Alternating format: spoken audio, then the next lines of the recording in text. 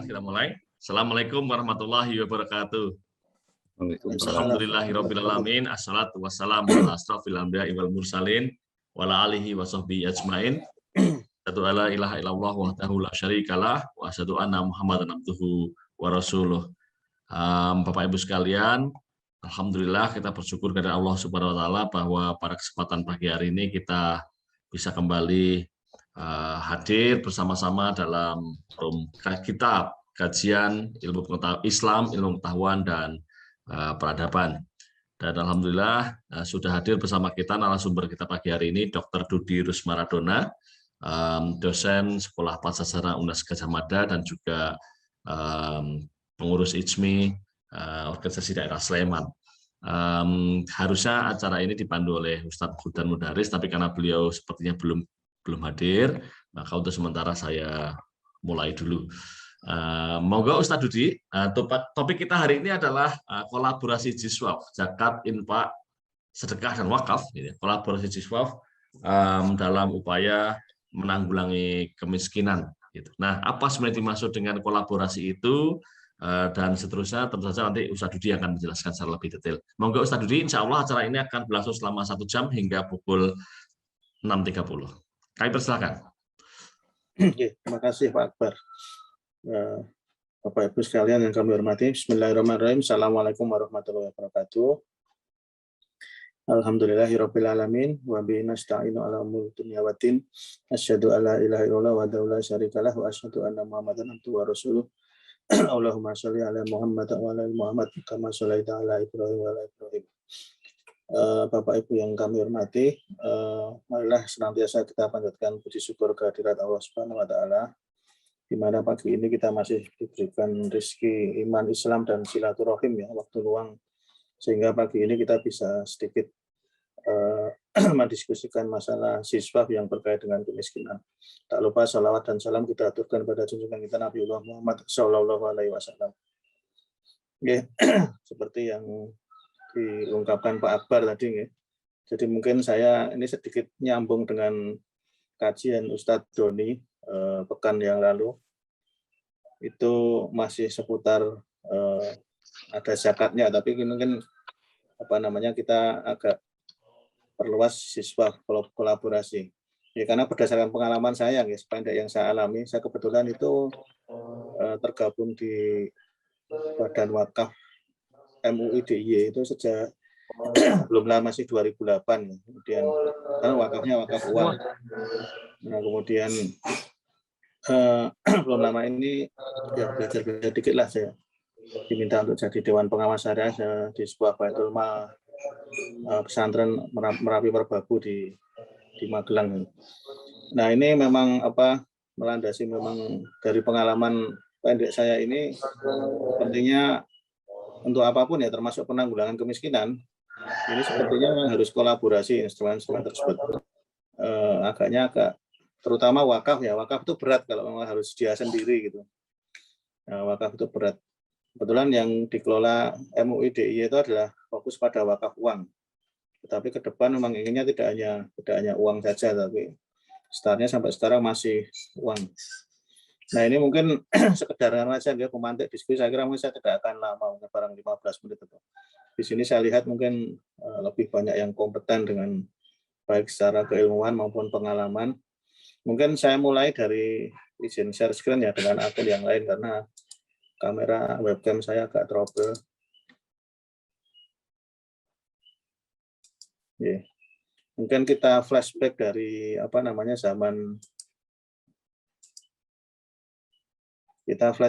zaman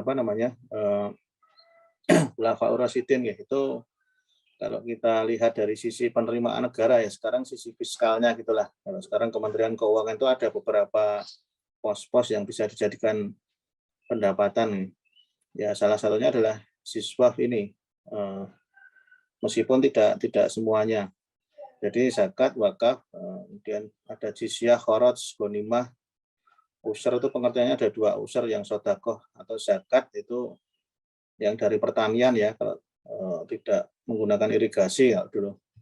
Kemudian ada yang termasuk bea cukai ya, semacam kayak tarif sekarang dan doribah.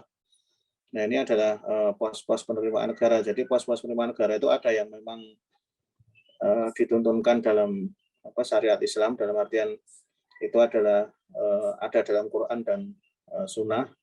Tetapi ada juga yang mungkin itu kreasi dari khilafah ya, khalifah itu. Jadi seperti ini misalkan kayak kharaj dan jizyah ini kan diterapkan di Indonesia sekarang ini mungkin tidak pas ya. Jizyah itu kan seperti apa ya, jaminan atas non muslim. Jadi kan ceritanya dulu itu menaklukkan daerah ya, kemudian yang takluk kalah, kemudian ada non muslim yang di situ tetap boleh tinggal tapi bayar yang namanya jizyah. Nah, demikian juga kharaj, kalau jizyah atas jiwa yang non muslim atau non muslim taklukan, kalau kharaj yang atas tanah. Nah, sekarang kalau misalkan di era sekarang kita terapkan, yaitu mungkin nanti diskriminasi macam-macam. Nah, kemudian kita akan fokus pada ini ya, yang siswa. Ini saya satu slide lagi untuk pakai.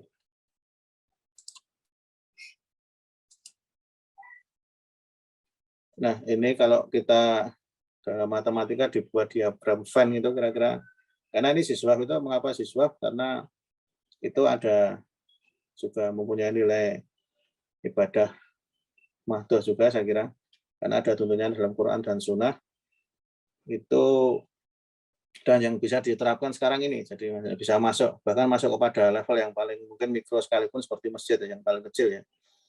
Nah, ini ada beberapa pengertian ya. Kalau sedekah itu berasal dari kata sodako yastuku, yang artinya benar atau lurus. Jadi kalau dalam penjebarannya adalah tindakan yang benar lurus, artinya tindakan yang dituntunkan oleh Allah dalam syariat Islam. Nah, ini sedekah. Nah, sedangkan infak itu berasal dari kata nafako yang fiqhu, yang artinya mengeluarkan, dalam artinya mengeluarkan harta. Jadi termasuk dalam Al-Quran dicontohkan, ada dalam surat saya lupa ayatnya, itu ada termasuk orang-orang kafir yang mengeluarkan hartanya untuk menghalang-halangi orang Islam, itu juga istilahnya sama, yang fiqhu.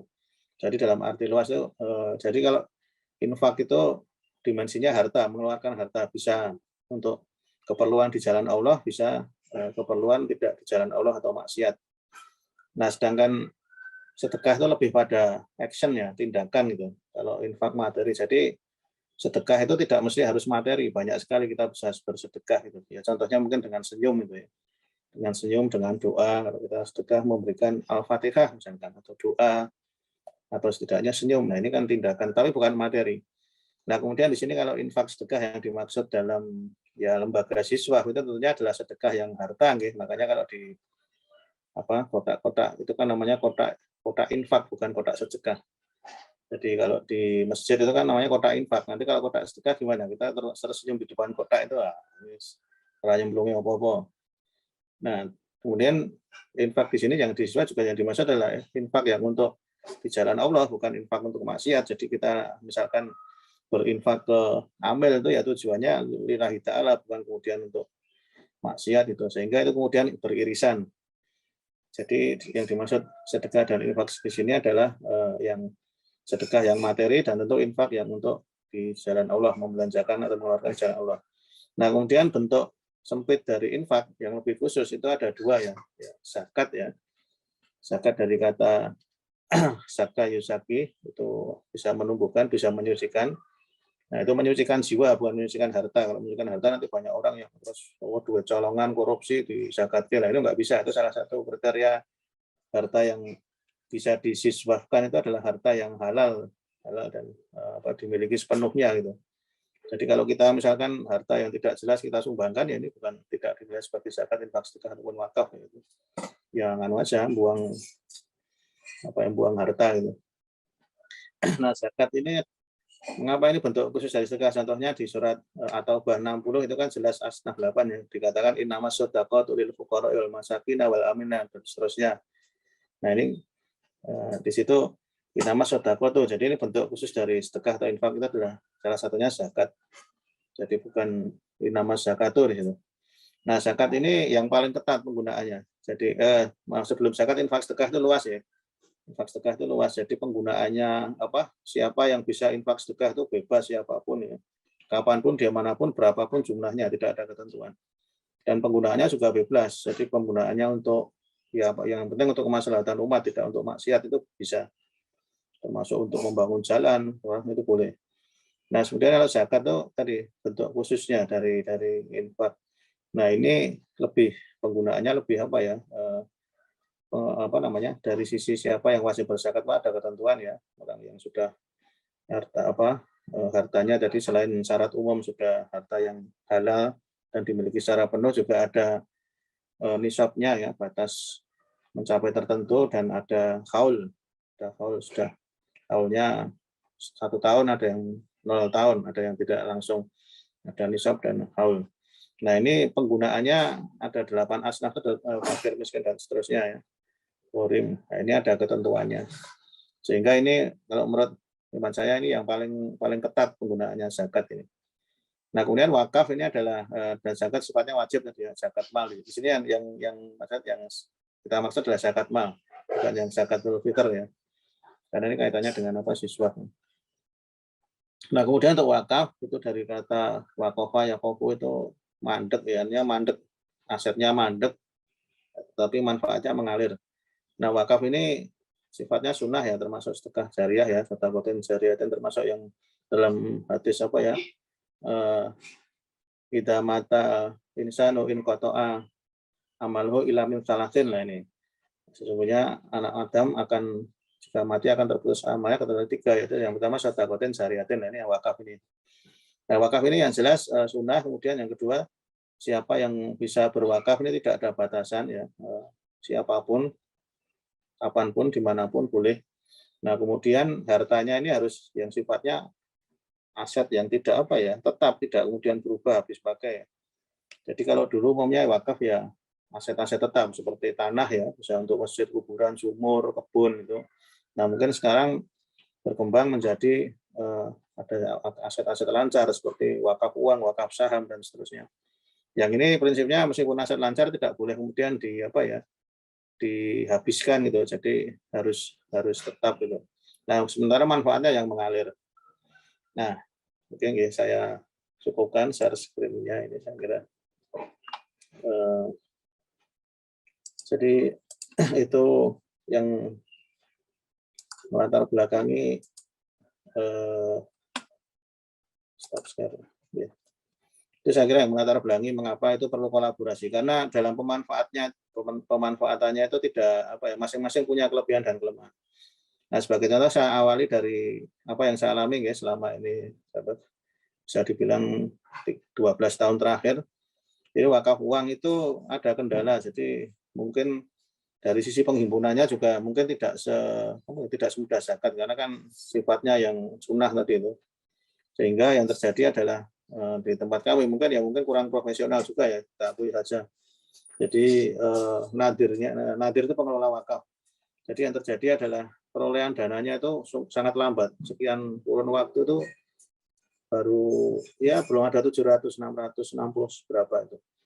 Nah, dengan dan yang namanya menurut Undang-Undang Nomor 41 Tahun 2004 dan PP 42 2006 itu wakaf uang itu harus nadir itu harus bekerjasama dengan LKSPWU, Lembaga Keuangan Syariah penerima wakaf uang, itu adalah bank syariah ya pada umumnya, karena harus ada ikut penjaminan macam-macam.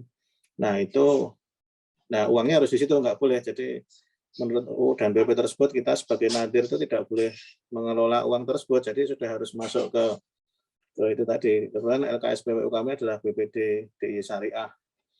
Nah, kemudian yang terjadi adalah kita hanya bisa menggunakan manfaatnya saja. Nah, itu masuk ke deposito ya, deposito tahunan yang paling tinggi returnnya gitulah kira-kira. Nah, kemudian UU dan PP tersebut mengatur si nadir tadi boleh memanfaatkan untuk operasional itu hanya maksimal 10% dari manfaatnya. Jadi dulu itu pernah manfaat ya ini kan berfluktuasi ya, namanya tingkat bagi hasil mudharabah itu saya kira juga sangat berpengaruh dengan BI rate berapa itu. Nah, misalkan taruhlah pernah kita suatu kondisi yang cukup lumayan itu, kita dapat dari dana tersebut itu mungkin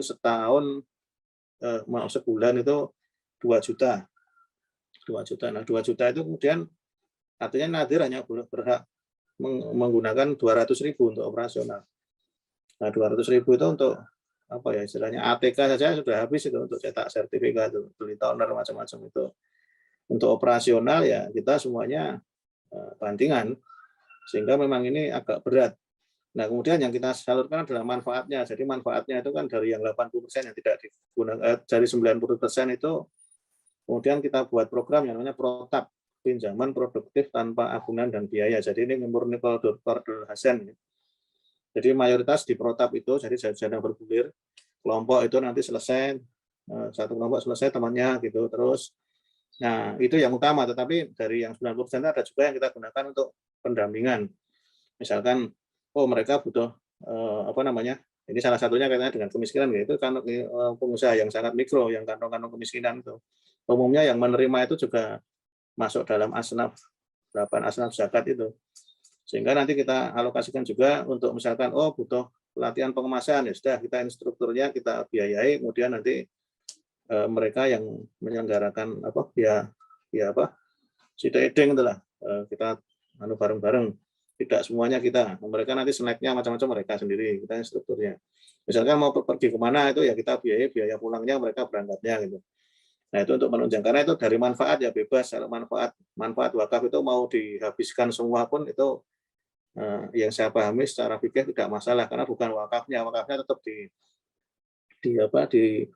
bank tadi LKSP BPD Syariah. Nah, ini berat sekali karena kita nadir itu operasionalnya hampir 200.000 per bulan itu ya hanya habis untuk barangkali untuk beli solar, untuk apa itu tadi, penyaluran pendampingan pun ya kita nombok kantong pribadi itu. Nah, ini akan menjadi susah berkembang ya, kecuali kalau perolehannya memang sudah bisa 10M ke atas itu mungkin oke, itu sudah masuk, bisa bisa barangkali mungkin sedikit-sedikit bisa memberikan gaji pada nadirnya, padahal nadir itu kan dituntut menurut saya lebihan karena dia harus dari fund manager nanti mana itu dananya harus produktif tadi, sehingga manfaatnya bisa mengalir dan banyak digunakan untuk umat. Nah, kemudian kalau zakat ya setidaknya paling enggak kalau dipukul rata itu bisa ya 1/8 ya 12,5% itu lumayan lah.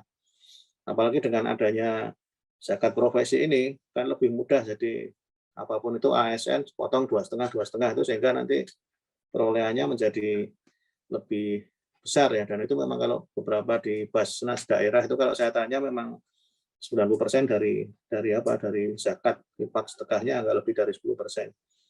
Nah, ini zakat relatif mudah ya di Indonesia kalau saya amati. Tetapi tadi penggunaannya ini tidak bisa bebas itu, seperti manfaat wakaf tadi. Manfaat wakaf itu seperti infak sedekah.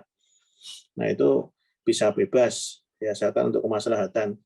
Nah, kalau zakat kita harus di 8 asnaf ini, tidak bisa misalkan untuk menunjang operasional yang lain, misalkan nanti ada kekurangan itu ya nggak boleh dari zakatnya, itu dari yang lain, harus dari infak sedekah. Nah, kalau yang infak sedekah ini yang sesungguhnya paling gampang ini, paling fleksibel. Jadi sebaiknya memang kalau seperti saya amati ya seperti tabung wakaf dulu, pernah kita dulu studi banding ke sana 2007 itu. Waktu itu masih Pak Zaim Saidi yang jadi direktur tabung wakaf, itu kan bagian dari dompet duafa. Kalau dulu kami studi banding ke sana memang operasional nadirnya itu memang disupport dari dompet duafa gitu. Entah dari infak sedekah saya nggak tahu, tapi disupport itu. Nah, karena untuk itu nggak mudah juga untuk karena tadi yang namanya aset tetap itu jadi butuhan tidak semudah. Ya kalau wakafnya misalkan wakaf minimarket yang sudah jadi misalkan ya seperti wakaf minimarket itu mungkin enak, tinggal ya kita dapat passive income gitu ya. Misalkan ada salah satu Pamela yang diwakafkan, belum satu lah, sebulannya itu kan sudah mesti gede. Itu kalau yang wakafnya kayak gitu enak, tapi kalau wakaf yang jumlah uang yang jumlahnya belum terlalu banyak, kemudian ataupun wakaf aset, apalagi tanah ya, misalkan wakaf tanah tempatnya tidak strategis pula lah, ini kan nadir harus pusing 7 keliling bagaimana itu bisa sesuai dengan amanah yang si wakifnya atau wakafnya. Nah, ini nggak mudah, jadi sehingga kalau menurut hemat kami kalau diamati ya diskusi dengan beberapa mata kuliah ya, termasuk Pak Mustafa itu memang kalau ormas yang besar seperti Muhammadiyah, NU ya masing-masing punya lasis, punya nadir. Itu memang harus menunjang amilnya, lasisnya itu harus menunjang nadir itu. Kalau enggak ya berat untuk dana operasional. Nah, sebagai contoh kami punya di Badan Wakaf itu pernah punya kolaborasi dengan Basnas Sleman. Itu di Ngaglik di dekat saya. Jadi jadi memang itu ada binaan yang itu masuk kriterianya Basnas Sleman, masuk fakir miskin. Nah, itu ada yang namanya kegiatan produktif ya. Kegiatan produktif itu ditunjang dananya sebagian dari Basnas, yaitu dengan misalkan gini. Jadi itu yang saya maksud dengan kolaborasi. Jadi misalkan ini sudah ada program binaan bersama ya, itu lintas tadi Basnas dengan MUI, Badan Wakaf MUI, atau mungkin kalau bisa satu bendera lebih bagus, misalkan sama-sama di bawah Muhammadiyah atau NU yang sama-sama punya kekuatan yang jaringan yang besar itu.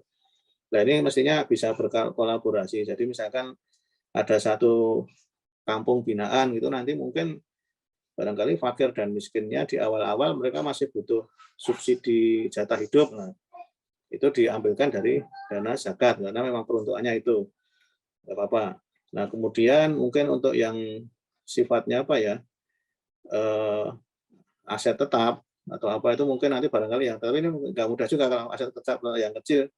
Kalau kaitannya dengan lembaga yang formal itu memang agak susah juga pengalamannya di wakaf. Misalkan gimana ya wakaf, kita wakaf kulkas misalkan.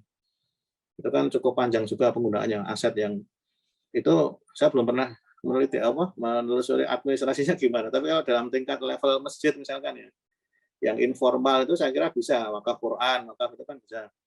Nah, itu bisa asal. Jadi mungkin untuk yang ini saya contohkan yang aja lah, yang gampang, yang tidak kan kita bisa atau itu kita tarik siswa itu untuk mendukung baitul mal sebuah masjid dalam sebuah kampung kecil. Nah, nanti misalkan ada yang masuk asnaf zakat itu mungkin nanti untuk subsidi jadubnya itu mungkin dari dana zakat. Ya kita pernah juga bekerja sama dengan lasisnya BPD Syariah itu pernah ke kampung itu namanya di daerah Bokap sana yang itu mayoritas miskin dan difabel itu kita kolaborasi. Jadi untuk jadubnya dari itu tadi lasisnya BPD DIY, kemudian ya kita dari Badan Wakaf kita hibah produktif. Jadi hibahnya itu dari manfaat wakafnya ya, bukan dari dana wakafnya, itu kita belikan mungkin peralatan yang mereka butuhkan untuk usaha, misalkan vakum frying, penggorengan atau apa yang itu mereka butuhkan. Sehingga nanti bisa kolaborasi untuk menunjang subsidi jadubnya dari zakat dan ini dari manfaat wakaf.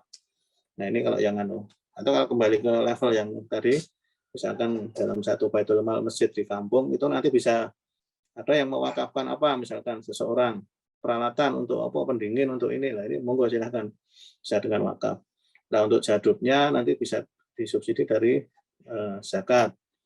Nah kemudian yang lain-lain yang kira-kira tidak bisa masuk asnaf zakat maupun ditunjang dari wakaf, maka menggunakan infak sedekah ya, yang itu yang misalkan untuk operasional ini misalkan pendampingnya, operasional pendamping atau mungkin untuk untuk pelatihan. Ini kan perlu juga. Artinya kan mungkin di era sekarang ini barangkali kalau saya lihat dari beberapa publikasinya Basnas dan kegiatan itu barangkali di era sekarang itu sudah tidak terlalu mendidik kalau misalkan zakat itu kita berikan pada mustahik dalam bentuk uang kas itu nanti barangkali bisa dalam artian disalahgunakan malah untuk maksiat itu kan bisa jadi. Tapi kalau misalkan dibina dalam sebuah program yang itu kolaborasi, itu saya kira kemanfaatannya akan lebih bisa kita kontrol. Nah, sehingga tadi mungkin akan lebih bagus nanti ada juga bantuannya untuk yang si miskin tadi dalam bentuk program pelatihan. Jadi pelatihan entah itu manajerial, entah pengemasan produk, itu kan skill yang mereka butuhkan. Jadi saya kira dengan pola siswa kolaborasi ini kita sudah mungkin tidak bijaksana lagi kalau hanya memberikan ikan saja, kita berikan juga kailnya sehingga nanti harapannya itu nanti mereka akan secara bertahap akan lepas atau dari muzaki maaf, bisa lepas dari mustahik. Nah, syukur-syukur nanti jadi muzaki.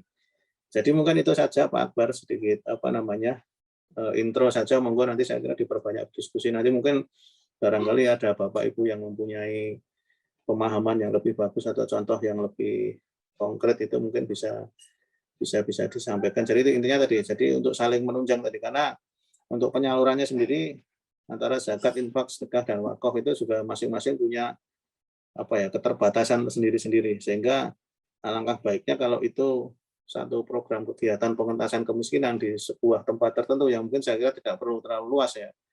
Satu kelompok itu mungkin 10 sampai 20 orang, itu nanti bisa ditunjang dengan siswa tadi. Monggo ini bisa dilakukan oleh ormas besar sebesar Muhammadiyah NU, ataupun mungkin barangkali bisa diinisiasi oleh kelompok-kelompok kecil di kampung ya, dengan masjid. Itu mungkin model-model seperti Joko Karya itu saya kira mungkin bisa kita adopsi dan kita sesuaikan gitu. Mungkin ini saja sebagai peminta untuk diskusi. Terima kasih atas waktunya dan mohon maaf jika banyak khilaf. Wabillahi taufiq wal hidayah. Assalamualaikum warahmatullahi wabarakatuh. Waalaikumsalam warahmatullahi wabarakatuh. Waalaikumsalam warahmatullahi wabarakatuh. Terima kasih Pak Dudi. Bapak Ibu sekalian silahkan. Barangkali ada yang ingin ditanyakan, didiskusikan, didalami. Monggo.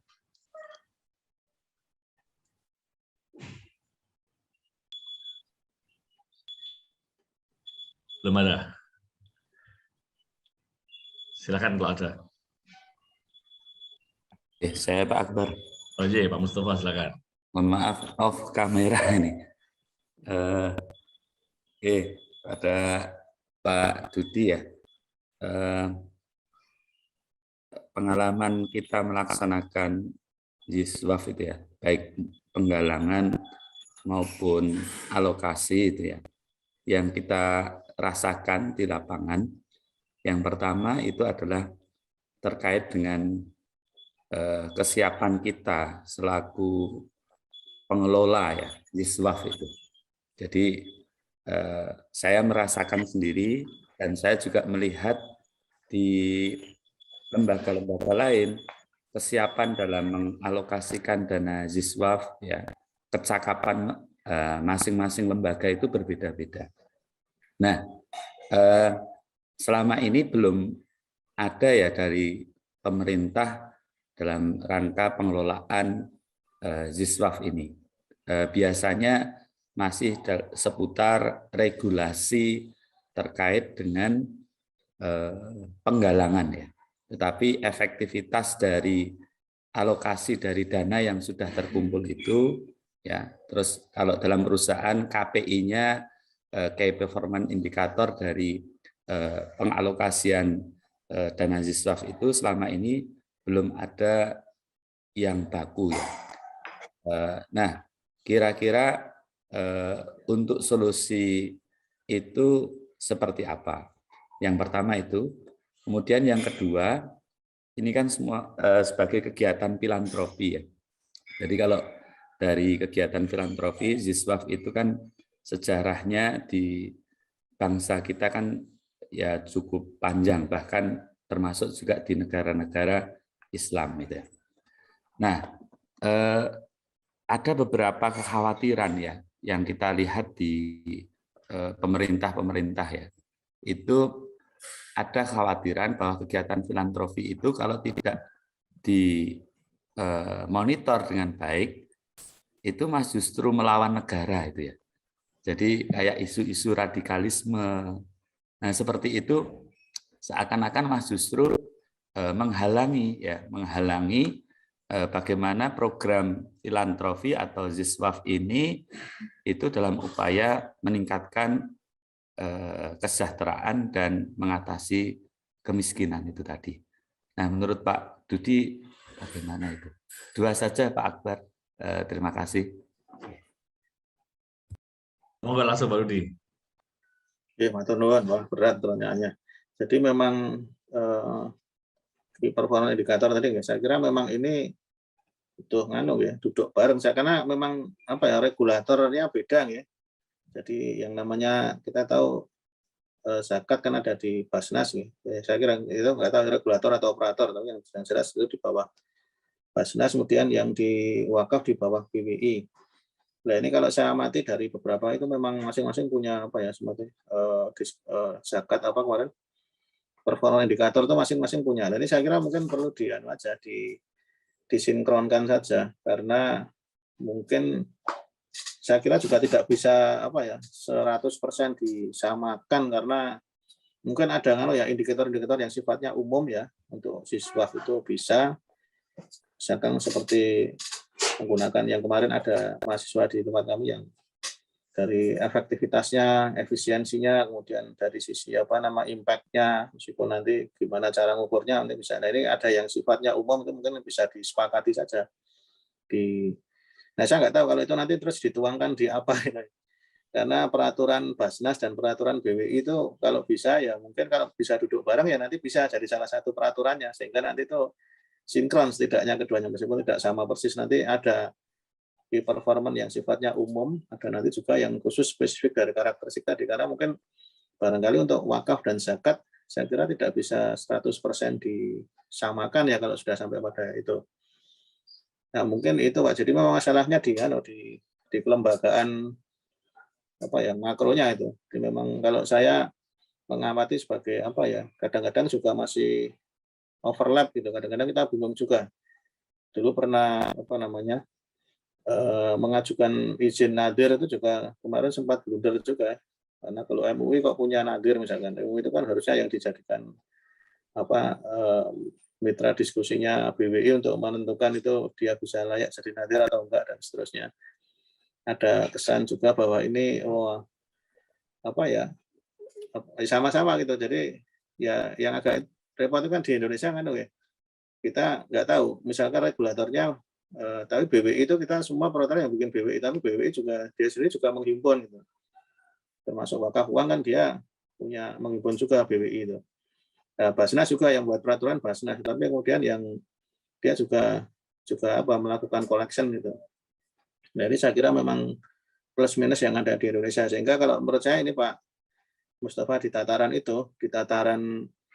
tataran regulasi ya. Tetapi kalau mungkin di yang informal tadi ya, yang mikro di masjid tadi mungkin saya kira bisa lebih mudah disepakati antara itu satu kelompok besar takmir masjid misalkan itu barangkali bisa lebih karena sekarang saya amati Undang-Undang Zakat nomor 23 tahun 2011 yang mempidanakan tanda petik amil yang tidak punya izin itu sudah direvisi pasalnya setahu saya. Jadi dulu kan sempat jadi permasalahan juga lah nanti gimana kalau ada panitia zakat fitrah tahunan yang itu biasanya tidak punya legalitas terus kemudian dipidanakan semua ya.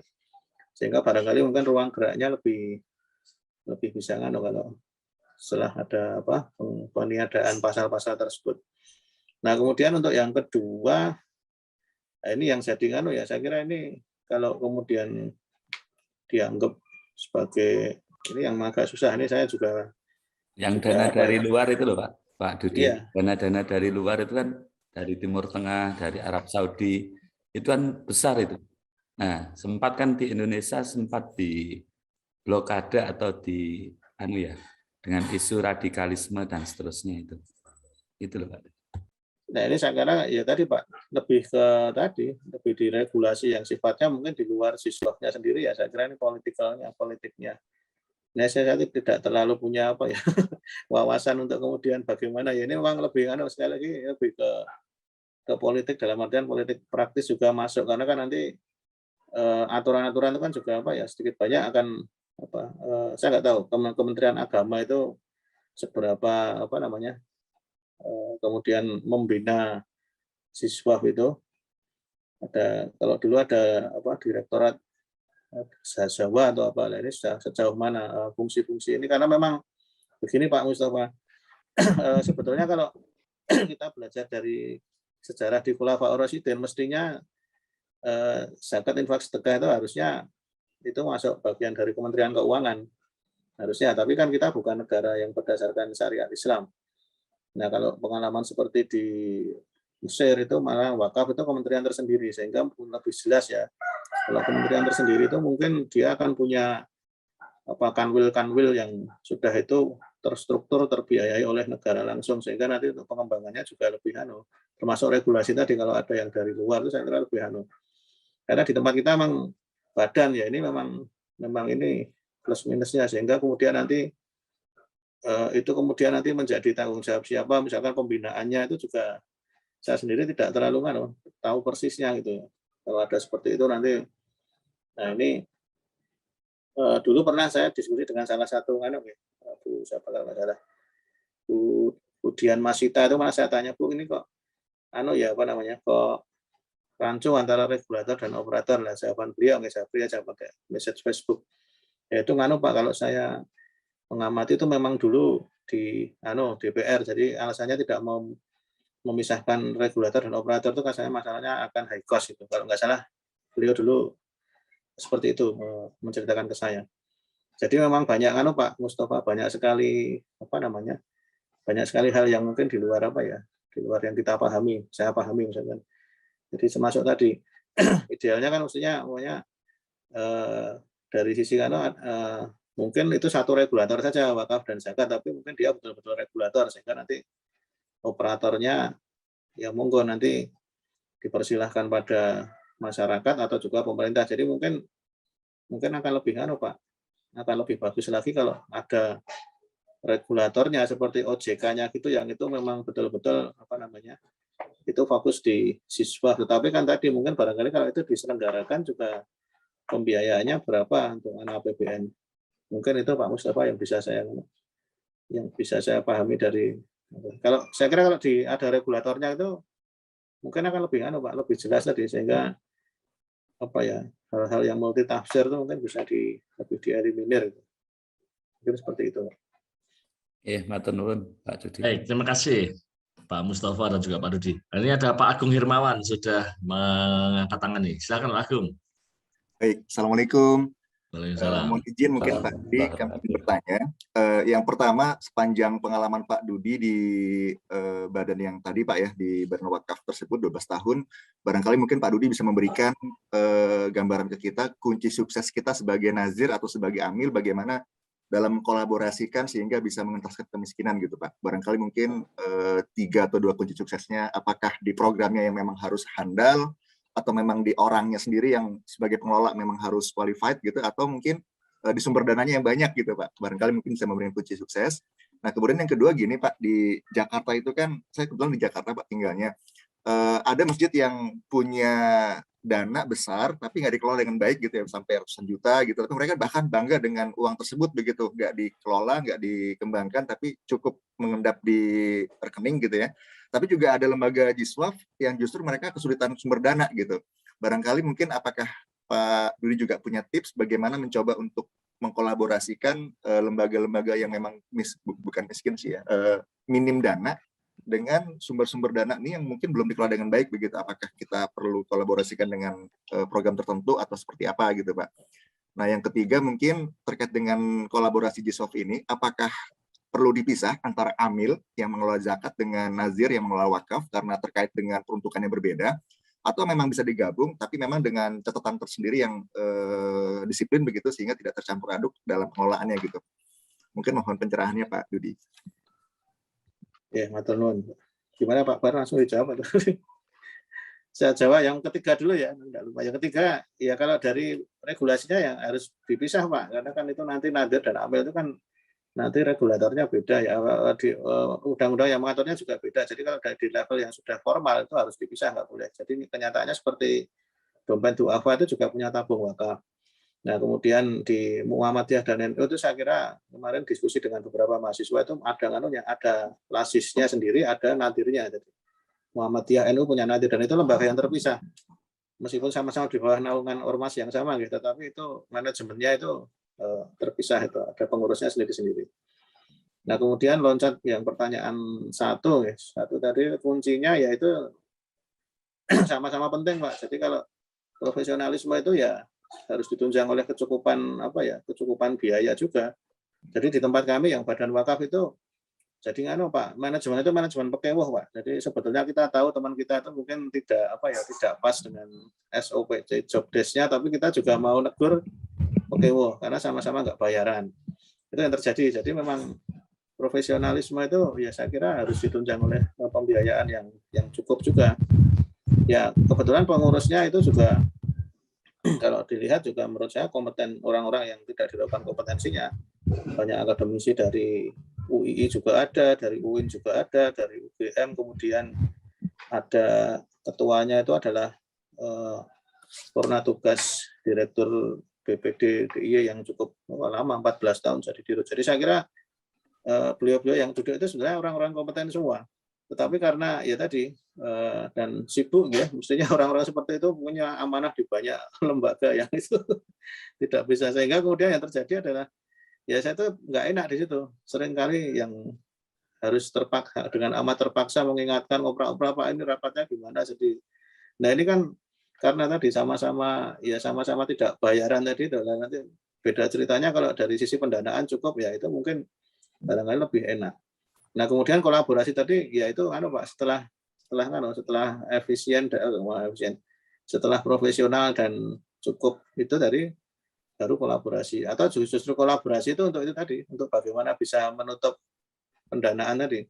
Karena pernah di Badan Wakaf itu dapatnya Pak, beberapa tahun itu dapat subsidi dari Bas DIY, Basnasnya. Jadi dulu namanya belum Basnas, tapi Basda itu memang sempat kalau nggak salah beberapa tahun itu kita disubsidi dari Amil DIY itu uang sebulan berapa itu saya lupa jumlahnya, tapi itu rutin selama beberapa tahun. Nah ini salah satu bentuk kolaborasi, sama-sama mungkin pada tingkatan level DIY, tetapi mungkin beda, satunya Basnas, satunya Badan Wakaf. Tapi itu juga kemudian ketika pengurusnya si Amil tadi itu ganti pengurus ya, terus kemudian tidak kontinu, tidak ada lagi subsidi. Nah seperti itu. Nah saya kira itu penting Pak di kolaborasi, karena terutama yang tadi ini yang nadir inilah, nadir ini butuh apalagi nanti kalau misalnya kita bicara wakafnya itu tidak hanya wakaf uang yang sesimpel dimasukkan ke deposito bank syariah, selesai kita tinggal duduk-duduk kemudian nah kalau kemudian dalam bentuk wakaf beneran yang itu kita misalkan nanti bisa jadikan wakaf itu dalam bentuk tanah, kemudian terus ada lagi wakaf yang ingin ini, kemudian kita harus mewujudkan tanah itu menjadi aset produktif, dibikin ruko atau dibikin apa untuk saya, belum lagi kalau seperti itu ini lebih berat lagi. Kalau kemudian nadir dituntut untuk kemudian memproduktifkan aset dalam artian produktif di sektor real, tidak hanya sekedar masuk deposito yang kita tinggal tunggu saja. Nah, ini lebih lagi. Kan sebetulnya luas, tidak hanya wakaf uang ya. Nah, harapannya wakaf itu kan tidak hanya masjid ya, tapi nanti bisa jadi mungkin SPBU atau apa yang itu harapannya return atau manfaat dari harta yang diwakafkan itu bisa lebih luas itu. Nah ini butuh Pak. Tadi kolaborasi entah dari mana itu. Kadang-kadang kita problematika nadir seperti itu. Yang kedua Pak, lupa saya. Jadi mungkin kita sebagai bukan pengelola sih, aktivis pergerakan gitu ya. Misalnya di sini ada masjid yang memang banyak sumber daya tapi nggak terkelola dengan baik.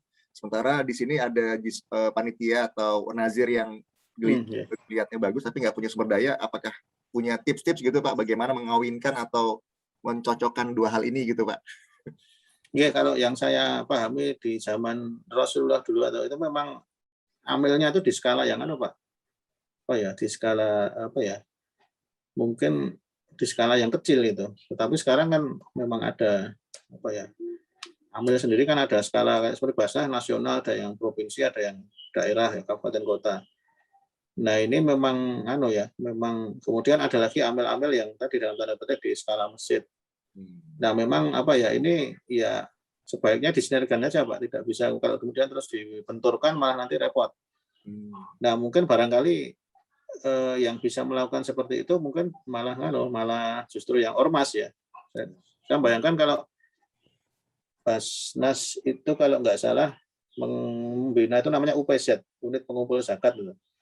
UPZ itu di tingkat masjid itu, jadi kalau dulu jadi Basnas Sleman yang saya tahu ya itu dia memberikan sosialisasi, silahkan masjid kalau ingin menjadi UPZ nanti kita bina gitu, dapat pelatihan macam-macam, Dulu sempat ada kewajiban setor rekeningnya ke Basnas Sleman dulu, terus nanti mengendap beberapa hari untuk dilaporkan, dibalikkan lagi. Tapi terakhir saya dapat info dari teman yang di situ sudah tidak lagi, jadi yang penting sudah nganu aja. Nah ini barangkali bisa nganu, tetapi saya kurang tahu seberapa besar kekuatan UPZ Basnas daerah itu untuk bisa, oh masjid ini terlalu banyak dipindah sini, itu apa punya power yang itu mungkin barangkali kok malah lebih powerful ormas nih, sama-sama Muhammadiyah, sama-sama NU, itu nanti di bawah apa daerah, terus kemudian dengan musyawarah yang sudah satu visi, itu mungkin barangkali malah lebih bisa memungkinkan Pak, seperti itu. Karena memang mohon maaf kenyataannya banyak kalau saya amati Pak Takmir itu ya tadi, saya setuju dengan yang Bapak katakan bahwa mereka cenderung dananya itu malah dipamer-pamerkan, tidak segera disalurkan atau ditasyarufkan. Jadi kalau pengumuman itu kan sebelum naik Jumat itu pengumuman Takmir dulu lapor bahwa kota infak Jumat lalu kita mendapatkan 3 juta dan alhamdulillah tidak ada pengeluaran, alhamdulillah, sehingga saldonya 30 juta. Nah, lomba saldo kas. Nah, padahal itu barangkali bisa jadi jamaah di situ tuh masih banyak yang kapiran, kemiskinan, pengajian ora disuguh, macam-macam. Terus nanti paling muaranya dia jadi aset untuk keramik atau untuk beli rebana atau apa, sehingga nanti dalam seperti ini jadi itu infak sedekah yang dipaksa jadi wakaf seperti seolah-olah. Nah, itu kalau kondisi masyarakatnya sudah baik-baik dan itu ya mungkin enggak masalah, tapi kalau saya amati banyak yang bahkan pernah kok saya melihat dana kota infak itu untuk apa namanya, untuk snack pengajian ya, pengajian di masjid tersebut itu diprotes. Oh, duit infak kok timbul boros-boros pengajian. Nah, jadi yang protes itu di benaknya masih kota infak itu hanya boleh untuk bayar listrik masjid, air, macam-macam itu. Seperti itu saya masih menemui banyak Pak. Nah memang sebaiknya itu yang saya kira mungkin ormas lebih powerful kalau menurut dengan saya. Mungkin dibandingkan dengan ambil seperti Basnas itu kan, Basnas daerah itu juga mungkin tidak terlalu mengakar ya, karena kan tidak seperti ormas. Mungkin itu Pak. Terima kasih. Siap. Terima kasih. Terima kasih Pak Dudi. Tadi Bu Umi, jadi Bu Umi tadi sudah mengangkat tangan sepertinya. Jadi Pak. Iya, monggo singkat mawon nggih. Nanti setelah ini Bu Arifah. Oke, baik, terima kasih. Assalamualaikum warahmatullahi wabarakatuh. Waalaikumsalam warahmatullahi wabarakatuh. Terima kasih sekali bisa menimba ilmu di pagi hari ini. Saya berangkat dari pemikiran sederhana, jadi minta masukannya dan tidak berpikir ribet, artinya karena berangkat dari ketika saya tinggal di sebuah desa, di situ kesadaran masyarakatnya belum muncul terkait dengan infak, masih kecil, kemudian masih banyak rentenir saat itu di tahun 2004-an. Kemudian kita ada pengajian yang sudah mati gitu ya, kemudian kita hidupkan, kemudian di situ. Nah, saat ini kita sedang dengan Baitul Mal, itu ceritanya juga sudah ada yang wakaf, wakaf jadi rumah Baitul Mal begitu. Di situ disediakan berbagai kebutuhan masyarakat yang konkret saat itu, mulai dari prasmanan dan seterusnya begitu. Kemudian untuk zakat, infak dan seterusnya itu kita memberikan santunan rutin kepada fakir miskin, yatim yang ada di padukuhan di tempat kami tinggal. Kemudian memang ada dana kelola yang sengaja itu tidak boleh langsung, artinya uang zis ya, zakat infak yang ada itu sengaja tidak harus ditasarufkan habis, karena memang itu untuk jogo-jogo. Kalau ada satu orang meninggal itu bisa langsung pinjam berapapun butuhnya. Ada orang sakit nggak punya dana, silahkan ini. Kemudian ada orang yang kebutuhannya mendadak begitu, misalnya habis kecelakaan harus biaya sekian tapi nggak ada, maka itu digunakan untuk itu. Kemudian berikutnya juga untuk memberikan insentif prestasi, cuman baru sampai SMA, karena kita punya mimpi kalau bisa itu jangan sampai ada satu keluarga itu yang tidak ada yang kuliah begitu ya. Di sini masih belum masih ada, artinya satu keluarga itu ada juga yang belum kuliah, nggak ada yang kuliah gitu.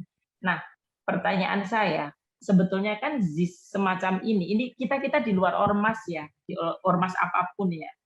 Nah itu cuma memang kita tidak ada pengalaman, ini tidak profesional sama sekali, artinya kita kelola ibu-ibu dan tidak ada biaya untuk yang mengelola, itu nggak ada sama sekali dari pengajian ini, dan ya hanya begitu saja gitu. Nah kekuatan ini saya kira akan bagus ketika apa ya, kalau tadi memang ada kadang-kadang itu repotnya itu kalau nanti sudah di apa ya, disistemkan jadi taruhlah nanti dari departemen namanya misalnya KUA itu juga jarang memberikan pembinaan dan seterusnya, enggak juga begitu. Nah, kita akhirnya kan kita sangat terbatas pengetahuannya bagaimana pengelolaannya dan meningkatkannya itu yang pertama itu. Jadi kalau kita melihat itu sebetulnya kan ini aset pengajian-pengajian kecil-kecil yang itu di luar ormas itu kan banyak sekali ya. Nah, ini bagaimana ini kita optimalkan sehingga betul-betul dari pengajian-pengajian itu permasalahan ekonomi masyarakat dan sebagainya itu tidak ada gitu. Nah, itu bagaimana mewujudkan itu. Saya itu bermimpi jika ini ada yang peduli, kemudian memberikan pencerahan sehingga lebih baik semuanya. Ini nampaknya akan lebih memberikan arti. Paling tidak bagi masyarakat setempat itu. Terima kasih, itu aja Pak. Dan nanti mohon masukannya ini bagaimana supaya lebih baik lagi. Terima kasih. Ya, terima kasih Ibu Umi. Silakan Pak Dudi. Oh ya, satu lagi Pak. Satu lagi. Ya. Pak, sebentar Pak, satu lagi. Karena saya kebetulan juga dikasih amanah di IMLA itu untuk jadi divisi wakaf gitu. Jadi ada orang yang wakaf gitu, kemudian di situ meminta agar tanahnya itu kemudian kita mau berniat mau membangun sebuah markas pusat bahasa Arab dan Al-Qur'an nasional begitu, dan ya artinya juga belum optimal, baru diterima saja begitu. Nah, itu seperti apa? Nah, kewajiban nadir tadi dan tadi ada operasional segala itu. Jadi ada uang operasional itu kapan operasional itu harus keluar ya begitu. Terima kasih. Oke, matur nuwun Bu Umi. Mungkin saya coba yang pertama dulu ya. Jadi mungkin ini bisa Bu. Nah, menurut sepeda yang saya tahu kita bisa belajar dari Masjid Joko Karyang ya. Itu kan lebih mengedepankan basis masyarakat lokal. Jadi kalau belajar dari saya amati dari Joko Karyang itu barangkali yang lebih mudah itu kita Bu Umi menghimpun infak sedekah itu. Infak sedekah itu kan ya nanti dengan pintar-pintarnya kita aja misalkan kita menggerakkan hati mereka, seperti kalau Ustadz Yusuf Mansur itu bisa nanti dapat banyak. Dan ini sepertinya lebih mudah karena dari sisi syarat penerimaan dan pengelolaannya juga lebih gampang gitu. Mau digunakan untuk apapun itu sepanjang untuk keselamatan umat itu bisa. Nah, tapi kalau sudah kemudian kita bicara zakat dan wakaf itu memang harus diperlukan ya, harus dihentikan tadi, harus memang kalau memang belum paham itu memang harus ada pembinaan dari KUA atau bagaimana tugas amil, bagaimana 8 asnaf itu, kemudian kalau nanti itu saya kira juga mungkin tidak kalah sulitnya lagi. Nah, itu memang kalau mau bertahap pelan-pelan dari itu dimulai dari infak sedekah dulu, kalau sudah nanti mungkin sudah jalan bagus, banyak yang bisa dioptimalkan, mungkin pelan-pelan nanti baru ke zakat, kemudian wakaf. Nah, ini terus terang yang saya alami di itu yang ponpes yang baru di daerah Magelang itu juga yang digenjot pertama infak sedekahnya dulu. Jadi siswa itu tidak hanya mungkin Pak Mustafa lebih tahu banyak ya. Jadi tidak hanya difokuskan pada pengentasan kemiskinan, tapi juga mungkin bisa difokuskan di bidang pendidikan khusus, misalkan pondok pesantren itu. Dan nanti dari sisi operasionalnya nanti infak sedekah, nah terus nanti kemudian aset-aset bangunannya dari wakaf. Nah, ini seperti itu. Tapi kalau dari masyarakat mungkin yang sudah ada masjid modalnya, itu mungkin dioptimalkan infak sedekahnya dulu, nah baru kemudian pelan-pelan kalau ada yang potensi-potensi itu mungkin pelan-pelan kita optimalkan juga. Nah, zakat yang kalau menurut saya yang paling wakaf ya, yang paling yang paling susah menurut saya. Kemudian yang pertanyaan kedua tadi, yang untuk yang tadi ya sudah ada seperti itu, memang memang kapan ya itu tergantung keikhlasan dari si nadir tadi. Artinya kalau memang sudah mewakafkan dirinya mungkin ya saya kira bisa jalan. Tetapi kan kadang-kadang terus kemudian yang manajemen pegawai tadi, waduh minta, kadang-kadang kita itu jadi nadir itu amanahnya tidak hanya di tempat tersebut tapi banyak di tempat yang lain, masih ngajar, masih ini itu. Dan saya kadang-kadang kita tidak bisa fokus ya. Sudah ada rapat sepakat tapi kemudian ada kelupaan. Nah, kadang-kadang kalau tidak ada mekanisme insentif itu juga nanti sesama itu mau menegur pun sungkan gitu mungkin. Nah, apalagi tadi ya harus mewujudkan, baru menerima tanah terus bagaimana mewujudkan untuk bisa menjadi sesuai yang diinginkan wakif tuh. Kalau menurut saya juga sebaiknya nadir itu mempunyai blueprint atau master plan yang sehingga nanti ini misalkan membangun tadi untuk sebuah institusi pendidikan itu nanti butuh sekian. Nah, kemudian nanti di tahap awal ini pembebasan tanah dulu. Kemudian nanti setelah pembebasan tanah bagaimana nanti kemudian wakaf untuk bangunannya. Ini kan sehingga harapannya nanti wakif tidak dana yang diwakafkan itu bisa sesuai dengan apa yang mereka inginkan. Karena mohon maaf banyak yang nadir-nadir yang mungkin di kampung itu misalkan ya sudah diterima, ini saya wakafkan tanah di sini, dia diterima, tapi ternyata setelah dipelajari kok tempatnya tidak strategis, kalau mau dibikin masjid kok siapa yang mau datang ke situ, tempatnya terlalu minggir jauh misalkan. Nah ini kan jadi beratnya nadir di sini, padahal kita sudah menerima amanah. Nah kemudian bahkan harus mungkin dalam tanda petik ditukar guling ya mungkin ya, itu sebenarnya diperbolehkan dalam perundangan Indonesia. Jadi terpaksa harus itu kemudian dijual dan dibelikan dengan nilai yang di tempat yang lebih strategis. Nah barangkali juga uangnya nggak cukup, harus macam-macam. Nah ini memang karena saya pernah pengalaman ada beberapa nadir itu sempat mungkin tidak menerima amanah dari wakif di awal karena memang dalam perhitungan itu mungkin tidak masuk dalam master plan si nadir, dan yang kedua mungkin terlalu berat juga untuk mewujudkan apa yang diharapkan si wakif. Jadi memang itu harus mungkin harus punya dulu, harus punya perencanaan jangka awal untuk mewujudkan. Kemudian kita nadir itu disepakati sejauh apa gitu, memang harus jelas. Karena kalau memang mohon maaf kita asal kemudian menerima karena itu udah kebaikan kita terima ya, ini konsekuensinya kita harus siap untuk kerja lebih lagi, lebih ekstra keras itu. Gitu. Kalau wakaf uang sih enak, tinggal masukkan deposito ya. Kalau ini wakaf ya seperti itu. Katakan Baik, gitu.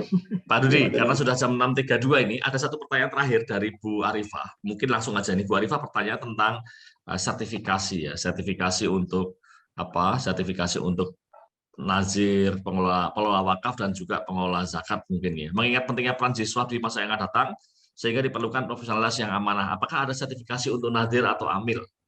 Dan seperti apa? Mungkin bisa dijawab singkat, Pak Dudi. Terima kasih Bu Arifah atas pertanyaannya. Ya, kalau supaya ini yang saya tahu yang nadir ada ya YEWI itu ya, Yayasan Edukasi Wakaf, itu sudah ada yang share tadi Pak Mustafa. Itu belum lama ini, setahun 2 tahun itu ada sertifikasi nadir. Tetapi itu yang yayasan tadi edukasi wakaf. Tetapi apakah itu kemudian nanti bisa diterima oleh BWI atau enggak tahu, saya juga belum Tapi itu ada inisiasi. Tetapi kalau yang amil itu kalau enggak salah saya belum pernah Pak, karena saya juga terus terang saya juga belum pernah jadi praktisi amil. Saya belum pernah mungkin Pak Akbar lebih punya wawasan amil. Sejauh yang saya belum pernah Tapi mungkin barangkali bisa jadi ada pembinaan tadi, misalkan pelatihan untuk amil itu barangkali pernah ada, tetapi mungkin nanti itu ada variasinya juga, mungkin di daerah sini ada, di daerah sana nggak ada. Seperti itu Pak Bani, saya tahu. DIY ada Pak Budi. Basnas DIY ada itu. Basnas DIY ada nggih? Ya, LAS ya, itu masuk di LAS itu. Iya, ya. Yeah. Nah, itu saya kira variasi Pak. Mungkin di DIY ada, mungkin barangkali ya saya kira tergantung juga. Tergantung. Tetapi mungkin prinsipnya ada. Cuma mungkin nanti tingkat tiap daerah barangkali frekuensinya segala macam mungkin bisa jadi bervariasi. Baik, Pak Dudi dan Bapak Ibu sekalian, alhamdulillah kita sudah diskusi yang menarik sekali pagi hari ini, dan mudah-mudahan nanti bisa kita tindak lanjut dengan diskusi-diskusi lain dan juga dengan langkah-langkah nyata tentu saja ya di tempat masing-masing gitu ya. Masih ada pertanyaan yang belum terjawab seperti tadi terakhir terkait dengan sertifikasi profesi amil, sertifikasi profesi nazir, sebenarnya sudah dirintis. Hanya sertifikasi itu kan nanti levelnya juga macam-macam, mulai dari sertifikasi yang paling teknis sampai level sertifikasi yang levelnya jabatan strategis begitu. Nah, dan sepaham yang saya tahu memang untuk wakaf itu sertifikasi yang resmi yang diakui oleh Badan Nasional Standarisasi Profesi itu memang baru untuk hal-hal yang agak teknis gitu. Sementara untuk yang strategis belum sampai ke sana. Nah, oke, baik Bapak sekalian, mudah-mudahan semua bermanfaat yang dilakukan pagi hari ini dan kita harus mengakhiri. Terima kasih banyak kepada Pak Dudi Rus Maradona yang sudah berkenan untuk menjadi narasumber pada pagi hari ini dan juga kepada Bapak sekalian yang sudah bersama-sama hadir. Insya Allah pagi hari ini kita akan IJMI Orwil DIY dan juga IRMI Orda CDIY akan melaksanakan vaksinasi ini. Mudah-mudahan bisa berjalan dengan lancar di gedung TVRI. Alhamdulillah sejauh yang saya tahu sudah 500 lebih peserta sudah full book gitu ya. Baik, kita ketemu lagi insya Allah pekan depan di kajian Islam, ilmu pengetahuan dan peradaban dengan topik berikutnya. Assalamualaikum warahmatullahi wabarakatuh. Waalaikumsalam warahmatullahi wabarakatuh. Terima kasih Pak Dudi, Pak Akbar. Pak Dudi. Terima kasih Pak. Terima kasih. Nggih.